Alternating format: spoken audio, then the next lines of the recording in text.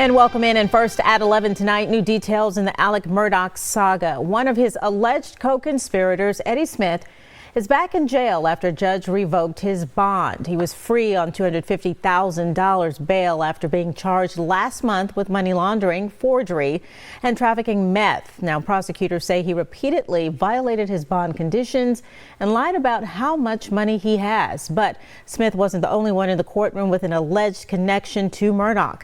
Investigative reporter Ann Emerson was in Columbia for both hearings. It's Ann Emerson with ABC News 4. How are you doing? What do you think about today's hearing? In court today, the state argued successfully that Eddie Smith had misrepresented how much money he actually had in the bank to pay his initial bond. Turns out it was $58,000, money prosecutors say Alex Murdaugh helped Smith get from an insurance company after there was a fire at Smith's shop. By no means, in no way, trying to hide the money from a fire I had in the shop 3 years ago. That I've had to take and spend almost all that money just to bond myself out. Do you have a comment for me today? Tell me what you think of this revocation. Well, obviously, we disagree with the judge's ruling, but we'll let, our position was outlined at the hearing, so we'll let that stand. Smith is also accused of breaking his house arrest 26 times in the 2 weeks after he got out of jail on July 5th. Smith's lawyers said those were legitimate trips for work and to pick up medications, but the judge still revoked his bond. Smith was let off in handcuffs.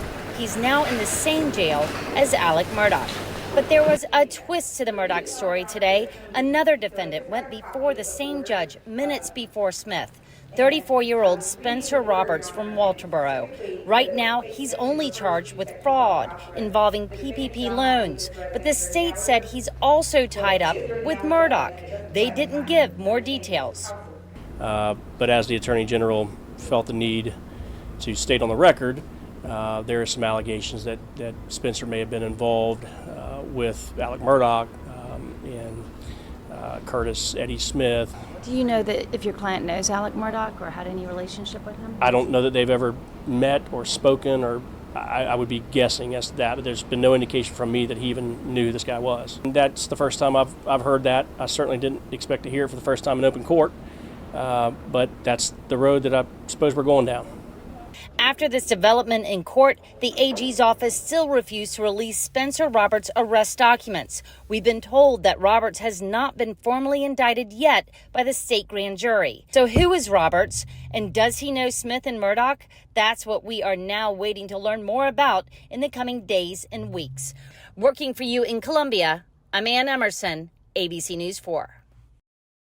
Did you hear anything, or did you come home and find them? No, man, I've been gone.